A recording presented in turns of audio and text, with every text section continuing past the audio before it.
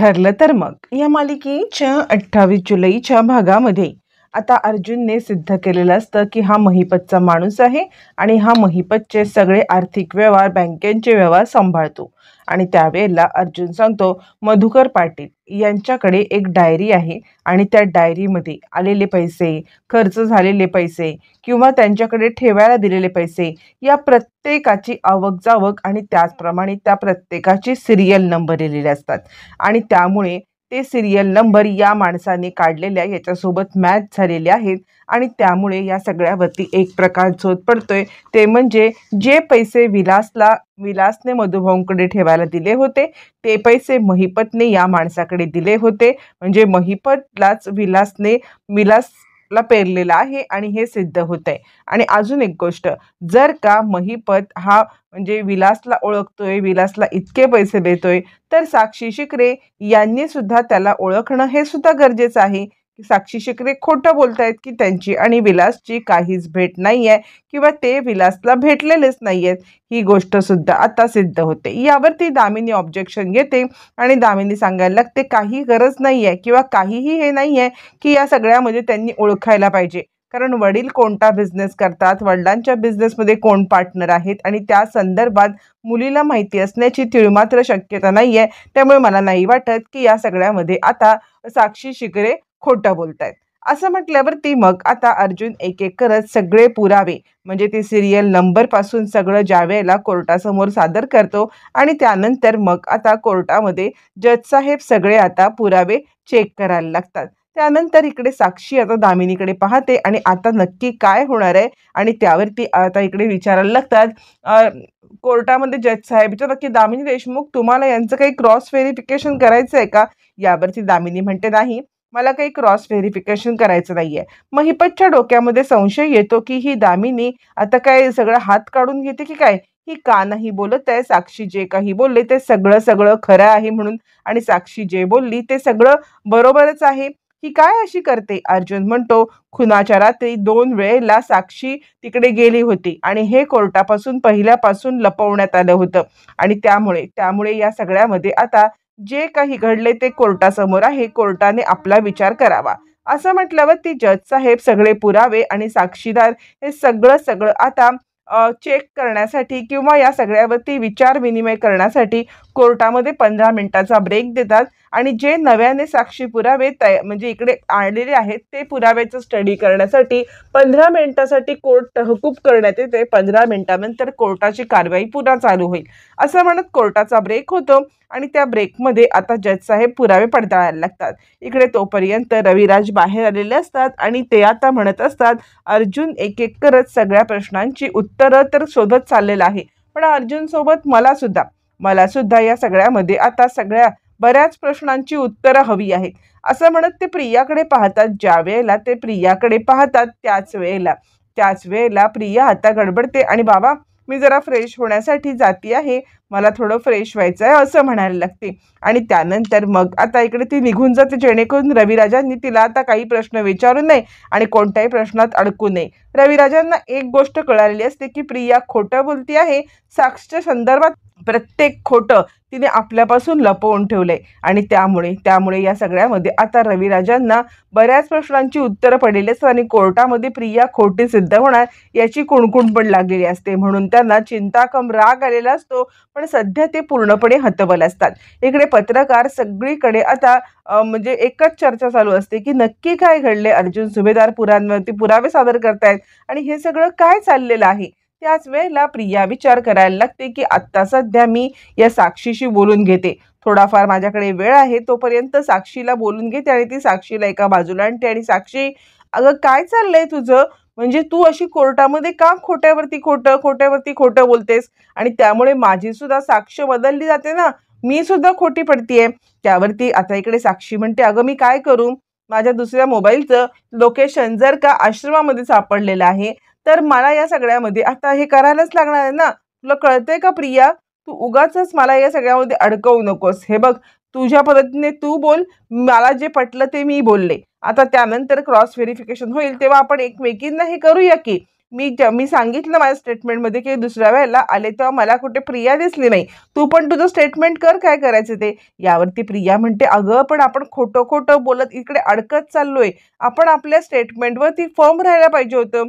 यावरती मग आता इकडे साक्षी सांगायला लागते, अगं कशावरती फर्म राहणार आहोत आपण, म्हणजे कळतंय का तुला काय करणार होतो आपण. मला समजत नाहीये की या सगळ्यामध्ये आपण फर्म कसं राहायचं आहे किंवा आपण फर्म कसं राहू शकतो. असं म्हटल्यावरती मग आता ती सांगते, नाही काही झालं तरी सुद्धा आता कोर्टामध्ये खरं तर वाट लावणार आहे अर्जुन. असं म्हटल्यावर ती साक्षी म्हणते, बघ मला जे पटलं ते मी केलं. असं म्हणत साक्षी आता तिला थोडंसं उडवूनच लावते, कारण साक्षीला मुळातच तिला अडकवायचं असतं आणि हे सगळं दामिनीने सांगितलेलं असतं. बरं 15 मिनिटाचा टायमिंग संपतो आणि कोर्ट पुन्हा चालू होतं. कोर्ट चालू झाल्यावरती आता इकडे अर्जुन सांगायला लागतो, या वेळेला मला आता कोर्टामध्ये बोलवू इच्छायचं आहे, ते म्हणजे एकमेव साक्षीदार प्रिया मधुकर उर्फ तन्वी किल्लेदार. असं म्हटल्यावरती मग आता प्रियाला विटनेस बॉक्समध्ये बोलवलं जातं. प्रियाला विटनेस बॉक्समध्ये बोलवल्यावरती सगळ्यात पहिले आता इकडे पाण्याची बॉटल घेऊन चैतन्य येतो आणि चैतन्य पाण्याची बॉटल घेऊन आल्यावरती तो प्रियाला म्हणतो, हे घ्या, सगळ्यात पहिले तुम्ही आता ही बॉटल घ्या आणि ही बॉटल घेऊन तुमच्या जवळच ठेवा. यावरती प्रिया म्हणते, मला पाणी नको आहे. त्यावरती अर्जुन म्हणतो, आत्ता नको असेल पण यानंतर यानंतर तुम्हाला त्याची नक्कीच गरज पडेल आणि ज्या वेळेला गरज पडेल त्यावेळेला तुमच्याकडे पाणी नसेल आणि त्यामुळे त्यामुळे तुम्हाला आता पाणी घ्यायलाच लागणार आहे. काहीही झालं तरी सुद्धा तुम्ही आता पाणी घेऊन ठेवा. यावरती प्रिया म्हणते, नको. अर्जुन म्हणतो, ठेवा. त्यावरती आता रविराज ऑब्जेक्शन घेतात. ऑब्जेक्शन मिलॉर्ड, इथे माझ्या आशिलाला म्हणजे पुरावे द्यायला, साक्षी द्यायला बोलवले की त्याची खिल्ली उडवायला बोलवले. असं म्हटल्यावरती अर्जुन म्हणतो, खिल्ली तर अजिबात उडवायला बोलवलेलं नाहीये. कसं आहे ना, काही झालं तरी प्रश्नच असे येणार आहेत की त्यांना पाण्याची गरज पडणार आहे. असं म्हणत अर्जुनने त्याचं स्टेटमेंट दिल्यावरती इकडे प्रिया म्हणते, तुम्ही असं मला काय विचारणार आहात की ज्याच्यामुळे मला पाणी लागणार आहे. अर्जुन म्हणतो, सांगतो ना, जे काही विचारायचं आहे ते सगळं सगळं सांगणार आहे. मुळातच तुम्ही पहिल्यापासून कोर्टात सांगत होतात की साक्षी आली नव्हती, साक्षी मला दिसली नाही, साक्षी तिकडे नव्हती. आता तर साक्षीने स्वतःच कबूल केले की ती स्वतःच आली होती, तिचे फोनचे लोकेशन ट्रेस झालेत. मग आता तुम्ही एक्झॅक्टली मला सांगा की त्या रात्री, खुनाच्या रात्री काय झालं होतं. आता रविराज पुन्हा ऑब्जेक्शन घेतात आणि ते सांगायला लागतात, ऑब्जेक्शन मिलॉर्ड, म्हणजे अर्जुन सुभेदार यांना माहिती आहे की मुळातच आधीच्या वेळेला माझ्या मुलीने किंवा माझ्या आशिलाने हे स्टेटमेंट दिलेले आहेत. प्रत्येक वेळेला स्टेटमेंट मागणं, प्रत्येक वेळेला त्यांना विचारणं हे कितपत योग्य आहे. त्यावरती अर्जुन सांगायला लागतो, मिलॉर्ड, मुळातच या सगळ्यामध्ये पहिल्यापासून त्यांनी खोटं स्टेटमेंट देत आलेली आहेत. प्रत्येक वेळेला खोटं हेच ते बोलत आलेले आहेत आणि म्हणूनच आता इकडे हे सगळं रविराज किल्लेदार यांना पण समजलेलं आहे आणि त्यांना माहिती आहे, जर त्यांच्या आशिलाने आत्ता तोंड उघडलं तर त्यांचं सगळं पितळ फुटणार आहे आणि म्हणून रविराज किल्लेदार त्यांच्या आशिराला काही बोलू देत नाहीयेत. पण कोर्टासमोर त्यांनी बोलणं गरजेचं आहे, कारण मला या सगळ्यामध्ये सत्य शोधून काढायचं आहे. असं म्हटल्यावरती आता जज साहेब रविराजांच्या ऑब्जेक्शन फेटाळून लावतात आणि अर्जुनला परवानगी देतात. त्यानंतर मग आता अर्जुन सांगायला लागतो, सांगा त्या रात्री नक्की काय झालं होतं. तुम्ही आत्तापर्यंत म्हटला होतात की साक्षी आली नव्हती, तुमचं पोट दुखत, तुम्ही डायरेक्ट बेडरूममध्ये निघून गेलात, आवाजानंतर बाहेर आलात. मग आता तुमचं स्टेटमेंट काय असणार आहे. साक्षी तर आली होती, साक्षी म्हटली की तुम्हाला पाहिलं, पैसे घेण्यासाठी ती रूममध्ये आली, मग हे कसं काय शक्य आहे. असं म्हटल्यावरती मग मात्र आता इकडे प्रिया गडबडते, हो बरोबर आहे, साक्षी आली होती, हो बरोबर आहे, साक्षी आली होती, असं ती म्हणायला लागते. त्यावरती मग आता इकडे अर्जुन म्हणायला लागतो, साक्षी आली होती, मग तुम्ही कुठे होतात. यावरती प्रिया म्हणते, खरं तर माझं पोट दुखत होतं म्हणून मी आले, माझ्या मागोमाग साक्षी आली. साक्षी आल्यानंतर आम्ही दोघी जणी, म्हणजे मी तिथे बाहेरच थांबले, म्हणजे बरोबर आहे ना, ती माझ्या घरामध्ये आलेली आहे, तिने मला मदत केलेली आहे याच्या आधी सुद्धा, आणि मी जर का तिला टाकून दुसरीकडे कुठे गेले तर ते बरोबर वाटेल का. यावरती अर्जुन म्हणतो, हो बरोबर आहे, अतिथी देवो भव, नाही का. पण म्हणजे म्हणून तुम्ही तिच्याशी पोट दुखत असताना सुद्धा बोलत बसलात. यावरती ती म्हणते, हो मी तिच्याशी पोट दुखत तरी बोलत बसले. यावरती रविराज ऑब्जेक्शनवरती ऑब्जेक्शन घेत असले तरी सुद्धा या सगळ्यामध्ये अर्जुन मात्र काही बदलत नसतो. अर्जुन आपले प्रश्न विचारतच असतो. मग अर्जुन सांगतो, ठीक आहे, पण मग तुम्ही अजून एक काम करू शकत होतात ना, म्हणजे तुम्ही विलास सोबत तिला बोलायला सांगू शकत होतात. म्हणजे मी पडते, माझी तब्येत बरी नाहीये, तुम्ही विलास सोबत बोला, असं का नाही सांगितलं. असं म्हटल्यावरती आता प्रिया अजूनच सटपटते. प्रिया सटपटते आणि त्यानंतर मग आता लगेचच इकडे अर्जुन म्हणायला लागतो, अहो बरोबर आहे ना, कारण तुमचं पोट दुखत होतं आश्रमामध्ये म्हणून तुम्ही विलासला घेऊन तर घरी आला होतात ना, हेच तुम्ही पहिल्यापासून स्टेटमेंट दिलेलं आहे, आठवतंय का? असं म्हणत अर्जुन आता तिला क्रॉस व्हेरीफाय करायला लागतो आणि तिला या सगळ्यामध्ये आता अडकवण्यासाठी बरोबर तिच्या वर्मावरती बोट ठेवतो. त्यावरती प्रिया सांगते, हो माझं पोट दुखत होतं म्हणून मी आश्रमात यायला निघाले. अर्जुन म्हणतो, मधलं स्किप करू नका, तुम्ही विलासला सोबत घेऊन यायला निघालात ना, बरोबर, बोला बोला. असं म्हणत तिला त्या खुनाच्या रात्रीची आठवण करून देतो आणि तिच्याकडून सत्य वदवून घ्यायला लागतो. प्रियाला आठवतं की तिने ऑलरेडी सगळ्यांना आश्रमात सांगितलेलं होतं, आश्रमातल्या माणसांना, की माझं पोट दुखते आणि विलास म्हटलेला असतो की मी तुझ्यासोबत येतो, मग आपण दोघं जण घरी जाऊया. हे सगळं ज्या वेळेला प्रियाला आठवतं तेव्हा प्रिया डिनाय पण करू शकत नसते की या सगळ्यामध्ये ती विलासला घेऊन आली नव्हती आणि ती होकारार्थी मान हलवते. मग त्यानंतर इकडे आता अर्जुन सांगायला लागतो, मला सांगा की ज्या वेळेला साक्षी तिकडे आली होती त्यावेळेला विलास कुठे होता? त्यावरती आता प्रिया सांगते, मला नाही काही माहिती. यावरती अर्जुन म्हणतो, ठीक आहे, मग साक्षी तिची पर्स विसरली, जसं साक्षीने सांगितलं, बरोबर ना? मग तिची पर्स विसरल्यानंतर साक्षी आता परत पर्स न्यायला आली होती की नाही? मग ज्या वेळेला विलास आणि मधुभाऊ यांची झटापट चालू होती, तुम्ही असं म्हटला होतात की तुम्ही बेडरूममध्ये गेलात, मग तुम्हाला विलास आणि मधुभाऊंची झटापट ऐकू आली म्हणून तुम्ही बाहेर आलात, पण तेव्हा साक्षी कुठे होती? त्यावरती प्रिया म्हणते, मला ते काही माहीत नाहीये, मी साक्षीसोबत बोलले आणि त्यानंतर मी आतमध्ये गेले आणि नंतर मला मधुभाऊ आणि विलास यांची झटापट ऐकू आली आणि त्यानंतर मग मी बाहेर आल्यावरती मी लपून बसले होते. यावरती अर्जुन म्हणतो, ठीक आहे, मग तुम्ही लपून बसलात, मग साक्षी कुठे होती? त्यावेळेला साक्षी कुठे गेली होती तुम्ही लपून बसल्यावरती? इतकी प्रिया भांबावलेली असते अर्जुनच्या उलटसुलट प्रश्नांनंतर आणि त्यानंतर मग आता ती सांगायला लागते की साक्षी दाराच्या बाहेर असेल, मला नाही माहिती. यावरती अर्जुन म्हणतो, कसं शक्य आहे? साक्षीने तर सांगितलं की माझी पर्स मी आत विसरले होते. मग पर्स जर का ती आत विसरली होती तर या सगळ्यामध्ये तिला आत येणं गरजेचं आहे. मग पर्स घेण्यासाठी ती आत सुद्धा आलेली असणार आहे ना, मग ती कसं बाहेर असणार? म्हणजे प्रिया मधुकर, तुम्ही प्रत्येक वेळेला खोटं बोलताय. त्या आधी तुम्हाला भेटून गेल्या, नंतर त्या पर्स नेण्यासाठी आल्या, या दोन्ही गोष्टी तुम्ही कोर्टासमोर सांगितल्या नाहीत आणि आत्ता पण तुम्ही सांगत नाही आहात की विलास आणि मधुभाऊंचा खून झाला तेव्हा साक्षी कुठे होती? साक्षी दाराच्या बाहेर होती की साक्षी आत आली होती? साक्षीने ह्या दोघांना पाहिलं, त्यांची झटापट थांबवण्यासाठी साक्षी तिकडे आली, साक्षीने बंदूक घेतली की साक्षीनेच खून केलाय? असं म्हणत आता इकडे अर्जुन प्रश्नांची अशी सरबत्ती करायला लागतो की प्रिया पूर्ण आता भांबावून जाते. दामिनी ऑब्जेक्शन घेते आणि आता ऑब्जेक्शन मिलॉर्ड, अर्जुन सुभेदार यांच्याकडे कोणत्याही प्रकारचा ठोस पुरावा नसताना ते डायरेक्ट साक्षीला खुनी करू शकत नाहीयेत. यावरती अर्जुन म्हणतो, डायरेक्ट पुरावा नाहीये, पण मी त्या पुराव्यापर्यंत येतोच आहे. मग मला तुम्ही सांगा प्रिया मधुकर, तुम्ही आत्तापर्यंत प्रत्येक वेळेला साक्षी तिकडे होती नव्हती या सगळ्या गोष्टी लपवून का ठेवल्यात? याचं कारण काय आहे? याचं कारण मला माहिती आहे, याचं कारण मी कोर्टासमोर आणणार आहे. असं म्हटल्यावर ती प्रिया आता सटपटते, काय नक्की बोलायचंय? म्हणजे तुम्हाला काय बोलायचं आहे? मला माहित नाही साक्षी कुठे होती. मला का माहिती असेल साक्षी कुठे होती? ती कधी आली कधी गेली मला माहित नाहीये. जे माझ्या समोर आहे ते मी सांगितलं. यावरती अर्जुन म्हणतो, मला तुम्ही एक गोष्ट सांगा आणि या सगळ्यामध्ये आता तुम्ही एक गोष्ट मला बोलतच नाही आहात की त्या दिवशी नक्की आता तुम्ही काय पाहिलं किंवा तुम्ही कसं तिकडे पोहोचलात किंवा साक्षी कुठे होती? याचा अर्थ तुम्ही साक्षीचं सत्य लपवून ठेवलं, याचं कारण स्पष्ट आहे आणि तेच कारण आता मी कोर्टासमोर सांगणार आहे.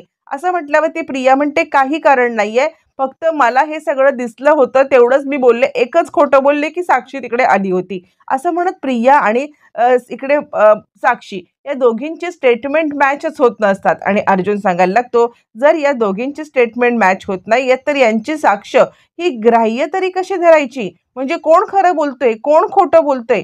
साक्षी शिकरे खरं बोलतायत तर प्रिया मधुकर खोटं बोलत असतील आणि त्या का खोटं बोलतायत, ते का खरं लपवतायत, हे आज कोर्टासमोर सांगायची वेळ आलेली आहे मिलॉर्ड. असं म्हटल्यावर दामिनी पुन्हा ऑब्जेक्शन घेते आणि कोर्टाकडून पुन्हा ऑब्जेक्शन फेटाळलं जातं आणि त्यानंतर अर्जुनला आता उलट तपासणी घेण्याची परवानगी मिळते. त्यानंतर मग आता अर्जुन सांगायला लागतो, मी कोर्टासमोर एकच गोष्ट आणू इच्छितो की हे सगळं या मॅडमनी का केलं आणि का केलं याचंच उत्तर सगळ्या ह्याच्यात दडलेलं आहे. मुळातच या सगळ्यामध्ये आता साक्षी शिकरे यांनी खूनच केला नाही. आता अर्जुनने हे स्टेटमेंट केल्यावरती सगळ्यांना म्हणजे अख्ख्या कोर्टाला धक्का बसतो. चैतन्यपासून आता इकडे सायलीपासून कुसुमपासून की हे काय अर्जुन आता बोलतोय की साक्षी शिकरेंनी खूनच नाही केलेला आहे. सगळेजण शाशंक नजरेने इकडे जरा पाहायला लागतात की नक्की याच्या डोक्यात काय आहे.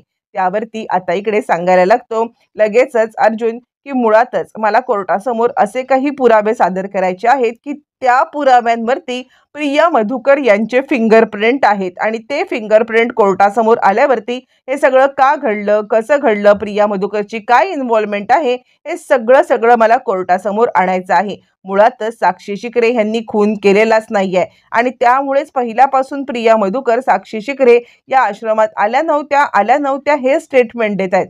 पण त्याचं कारण खूप वेगळं आहे. कारण या सगळ्यामध्ये ज्या नोटा आता इकडे विलासने ठेवायला दिल्या होत्या त्या नोटांवरती प्रिया मधुकर यांचे फिंगरप्रिंट सापडलेले आहेत. याचा अर्थ काय होतो? प्रिया मधुकरला पैशाची लालसा होती जे साक्षीने आधीच सांगितलेलं आहे. तिला पैशाची गरज होती जे साक्षीने आधीच प्रूव्ह केलेलं आहे. वेळोवेळी ती पैसे देत होती हे पण प्रूव्ह झालंय आणि त्याच खुनाच्या रात्री साक्षी शिकरे या पैसे मागायला येऊन तिला धमकी देऊन निघून गेल्या होत्या आणि त्यातच प्रियाला त्या नोटा दिसल्या. असं म्हटल्यावरती अर्जुनने एक एक करत सगळे पुरावे समोर आणल्यावरती इकडे सुमन म्हणते अर्जुन काय असं बोलतोय, तो असं का बोलतोय. यावरती नागराज म्हणतोय थांब जरा आपण बघूया. असं म्हटल्यावरती अर्जुन सांगतो मुळातच साक्षी शिकरे या खुनी नाहीच आहेत. खुनी आहे ती म्हणजे प्रिया मधुकर. प्रिया मधुकरनेच खून केलाय. बरं इतकंच नाही तर प्रिया मधुकरने फक्त विलासलाच नाही तर विलास सोबत आता इकडे मधुभाऊंना मारण्याचा प्रयत्न केलाय. कोर्टासमोर हे सगळे निकष आल्यावर खुनी ह्या प्रिया मधुकर आहेत. प्रिया सटपटते नाही नाही नाही नाही हे शक्य नाहीये. यावरती अर्जुन म्हणतो हो काहीही झालं तरी सुद्धा याच खुनी आहेत आणि यांनीच खून केलाय. यांना पैशाची लालसा होती आणि या पैशाच्या लालचेपोटी त्यांनी आता ते पैसे दिसल्यावरती त्या पैशासाठी त्यांनी आता इकडे विलासचा खून केला आणि मधुभाऊंचा खून करण्याची त्यांची मनशा होती. पण मधुभाऊंचा खून न करता ते फक्त बेशुद्ध पडून राहिले होते आणि त्यामुळेच त्या इतके दिवस कोर्टामध्ये खोटं स्टेटमेंट देत आहेत की या सगळ्यामध्ये आता इकडे मधुभाऊंनी खून केलेला आहे. मधुभाऊंचा या खुनाशी दूरपर्यंत संबंधच नाहीये. मधुभाऊ स्वतः या सगळ्यामध्ये विक्टीम आहेत आणि जर खुनी असेल तर ती खुनी आहे तर ती फक्त आणि फक्त इकडे प्रिया मधुकर. आता मात्र साक्षी, विलास आणि आता दामिनी यांच्या चेहऱ्यावरती एक गोड हसू येतं कारण आपण जो काही प्लॅन केला होता तो यशस्वी झाला असं त्यांना वाटत असतं. पण अर्जुनचा मोटिव्ह खूप लांबचा असतो आणि हे आपल्यावरती आरोप आल्यावरती प्रिया माकडिणीप्रमाणे आपल्या पोराला पायाखाली ज्याप्रमाणे माकडीन घेते त्याप्रमाणे प्रिया आता साक्षीला पायाखाली घेत ती जोरात ओरडायला लागते नाही नाही नाही मी खून केलेला नाहीये. त्या खुनाच्या रात्री काय घडलं मी सांगते. साक्षीने आपल्या पर्समधून बंदूक काढून साक्षीने या सगळ्यामध्ये आता इकडे ती गोळी झाडली. साक्षीने गोळी झाडली कारण अर्जुनने पुरावे सादर केलेले असतात प्रियाच्या फिंगरप्रिंटचे जे काही नोटांवर असतात जे त्या वासवरती असतात म्हणून मधुभाऊंना मारण्याचा प्रयत्न केलाय. हे सगळं ज्या वेळेला साक्षीने समोर आणलेलं असतं त्यावेळेला आता इकडे म्हणजे अर्जुनने समोर आणलेलं असतं त्यामुळे प्रिया सटपटते. साक्षीने खून केला हे जोरात ओरडून सांगायला लागते मी खुनी नाहीये साक्षी खुनी आहे. साक्षीने गोळी झाडली. झालं महिपत आणि आता साक्षी आणि दामिनी या पूर्णपणे सटपटतात कारण प्रिया बदललेली असते. प्रियाने सत्याचा उलगडा केलाय. आता नक्की कोर्ट कुणाच्या बाजूने साक्ष देणार आणि अर्जुनने केलेली ही पॉलिसी कशी वर्कआउट होणार पाहणं फारच रंजक ठरणार.